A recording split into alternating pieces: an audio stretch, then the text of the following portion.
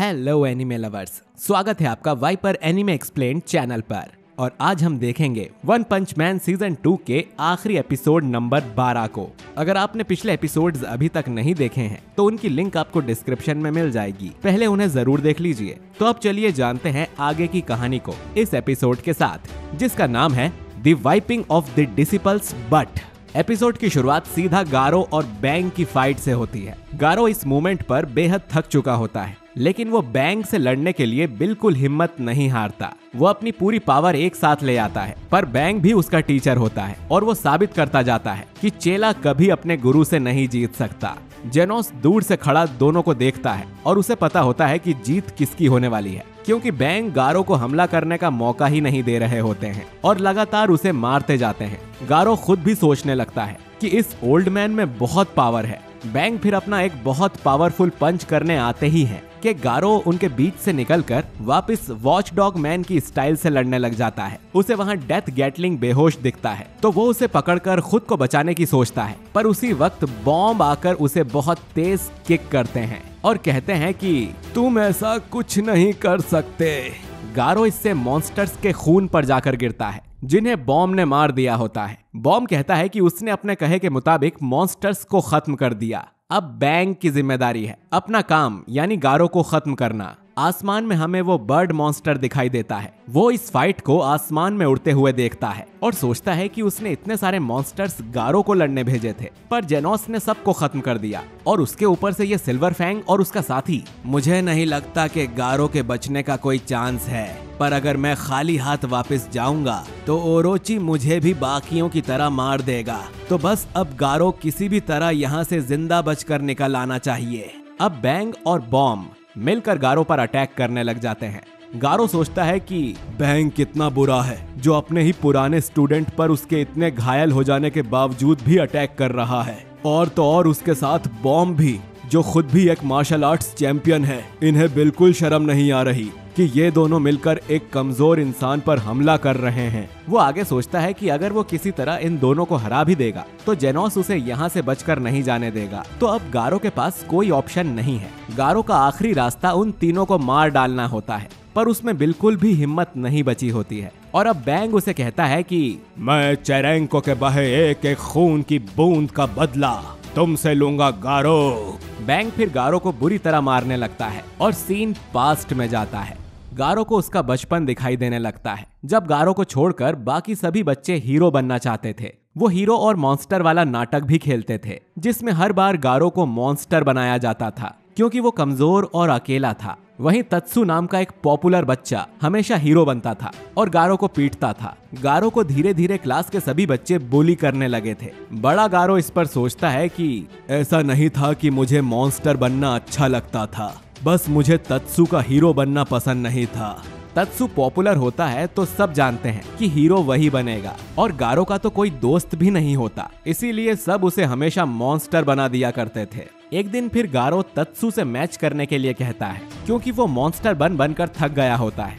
पर उस टाइम तत्सु अपने फ्रेंड से गारो को पकड़ने के लिए कहता है और गारो को मारता है, पर फिर भी सभी उसी से तत्सु को सॉरी बोलने के लिए कहते हैं, जिससे गारो को बहुत बुरा लगता है। गारो फिर खुद को इतना स्ट्रॉन्ग बना लेता है कि वो दुनिया में बस अपने जैसे लोगों के लिए खड़ा हो सके। उसे अच्छे और बुरे दोनों से कोई लेना देना नहीं होता है। वो बस अपने जैसे लोगों को तत्सु जैसे लोगों से बचाना चाह रहा होता है। यही सोचते सोचते प्रेजेंट में गारो में दोबारा पावर आ जाती है और वो इतनी पावर्स होती हैं कि उसके आसपास की पूरी जमीन खिसक जाती है। बैंग, बॉम्ब और जेनोस भी ये देखकर चौंक जाते हैं और तभी जेनोस उन्हें अपने ऊपर देखने को कहता है। वो कलरफुल बर्ड वहां आ गया होता है और गारो को उठाकर अपने साथ उड़ाकर ले जाने लगता है। जेनोस उन्हें रोकने के लिए अपनी लेजर बीम चलाने वाला होता है और बैंग के मना करने के बाद भी वो शूट कर देता है। बर्ड मॉन्स्टर इससे पहले चिल्ला देता है कि मैंने अपना काम कर दिया है, अब मुझे बचाने के लिए तुम अपना काम करो। और इतने में जमीन से एल्डर सेंटीपीड वापस निकलकर बाहर आ जाता है। वो फिर बर्ड मॉन्स्टर को बचाने के लिए जेनोस की बीम के सामने आ जाता है और उसे तो कुछ फर्क पड़ता ही नहीं है। बॉम्ब उसे देखकर शॉक हो जाता है, आखिर ये चीज क्या है।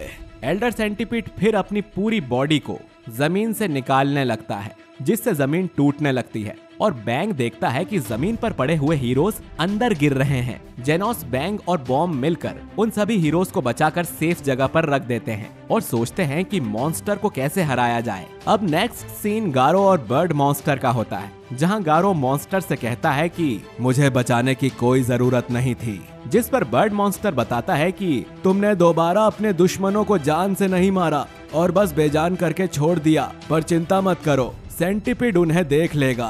गारो इससे खुद को उस मॉन्स्टर से छुड़ाने की कोशिश करने लग जाता है और कहता है कि वो सब उसके शिकार हैं और उन्हें बीच में दखल नहीं देना चाहिए। बर्ड मॉन्स्टर कहता है कि आज सेंटिपिड 2 एस क्लास हीरोज को मारकर हमारा नाम और ऊंचा कर देगा।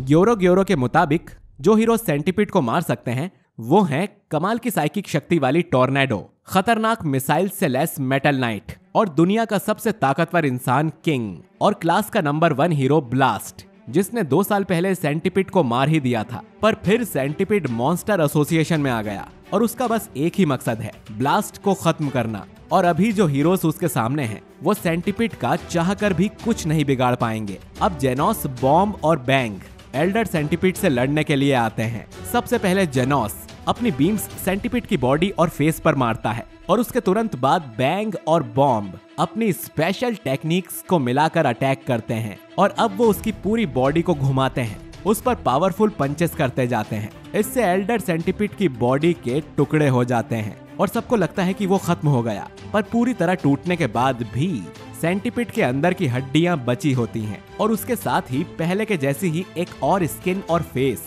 सेंटिपिड पर वापस आ जाते हैं। तीनों हीरोज ये देखकर हैरान हो जाते हैं और उन्हें समझ नहीं आता कि वो इस मॉन्स्टर को कैसे हराएं, क्योंकि वो जो भी कर सकते थे उन्होंने कर दिया। वो देखते हैं कि सिटी भी पास में ही है और अगर ये चीज वहाँ पहुँच गई तो बहुत तबाही हो जाएगी। पर जेनोस कहता है कि वो इस मॉन्स्टर को संभाल लेगा। वो बैंग और बॉम्ब से जाकर शहर खाली करवाने को कहता है और तब तक वो खुद उस मॉन्स्टर से लड़ने का फैसला करता है ताकि वो सिटी तक ना जाए। बैंग उसे ऐसा करने से मना कर देते हैं और कहते हैं कि तुम्हें जल्दबाजी में कोई भी फैसला नहीं करना चाहिए। ये सुनकर जेनोस को डॉक्टर की बात भी याद आ जाती है, जिन्होंने उसे यही कहा था, तुम्हें इम्पल्सिव डिसीजंस नहीं लेने चाहिए। पर जेनोस इन सभी बातों को नजरअंदाज कर देता है और सेंटिपिड की बॉडी पर भागता हुआ उस पर अटैक करने लगता है।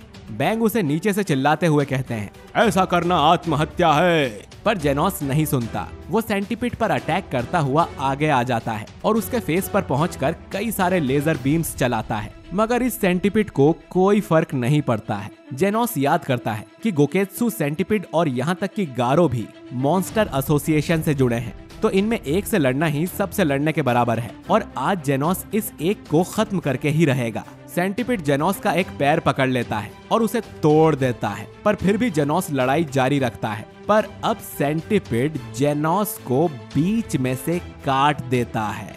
जेनोस को गुस्सा आता है और वो वापस अपनी बॉडी को जोड़कर सेंटिपिड के दांत तोड़कर उसके मुंह में चला जाता है। बैंग और बॉम्ब उससे टेंशन में आ जाते हैं कि जेनोस सेंटिपिड के अंदर जा चुका है। यहाँ अंदर एल्डर सेंटिपिड जेनोस को मारने के लिए अपना स्टमक एसिड लीक करना शुरू कर देता है और कहता है कि अब तुम मारे जाओगे। पर जेनोस भी इससे कुछ कम नहीं होता और अपनी सबसे पावरफुल ब्लास्ट से सेंटिपिड के अंदर ही अटैक कर देता है। ब्लास्ट इतना खतरनाक होता है कि वो सेंटिपिड के मुंह को चीरता हुआ बाहर आ जाता है और दूसरी साइड से भी सेंटिपिड की पूरी बॉडी में फैल जाता है। सेंटिपिड इससे चिल्लाता है और जेनोस को अपने अंदर से बाहर फेंक देता है।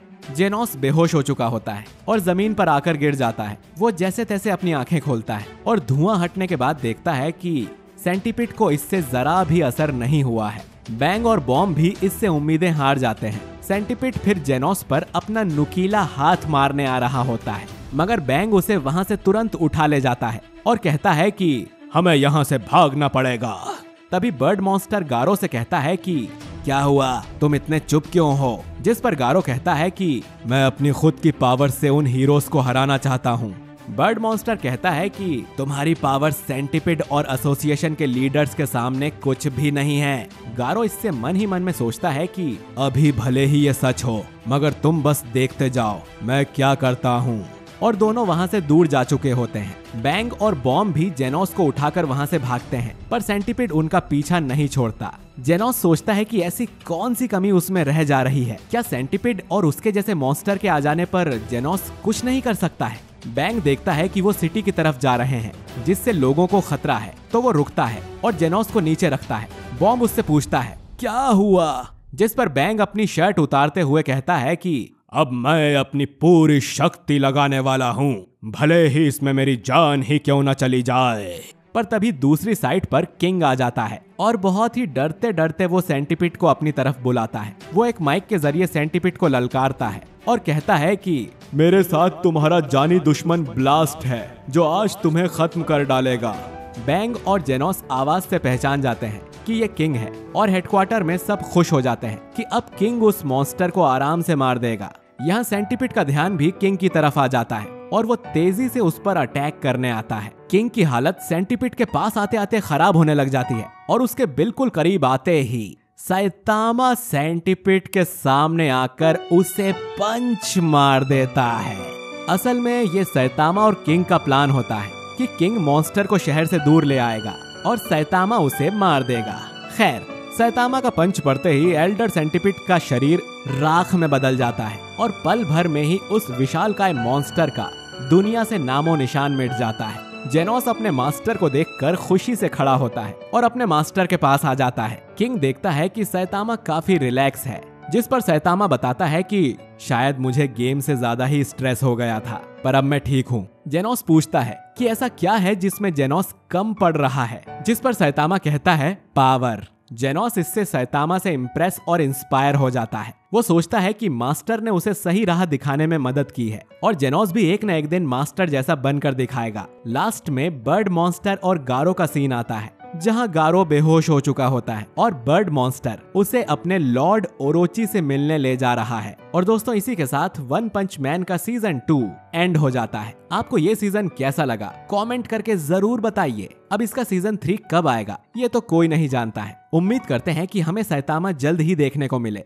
तब तक आप एक और कमाल के एनीमे डीमन स्लेयर के वीडियोस जरूर देखिए। वीडियो पसंद आया है तो इसे लाइक और शेयर जरूर करिए और अगले सभी वीडियोस को मिस ना करने के लिए हमारे चैनल वाइपर एनीमे एक्सप्लेन्ड को सब्सक्राइब करके बेल आइकन दबाना मत भूलिएगा। बाकी मैं मिलता हूँ आपसे बहुत ही जल्द एक नए वीडियो के साथ। शुक्रिया।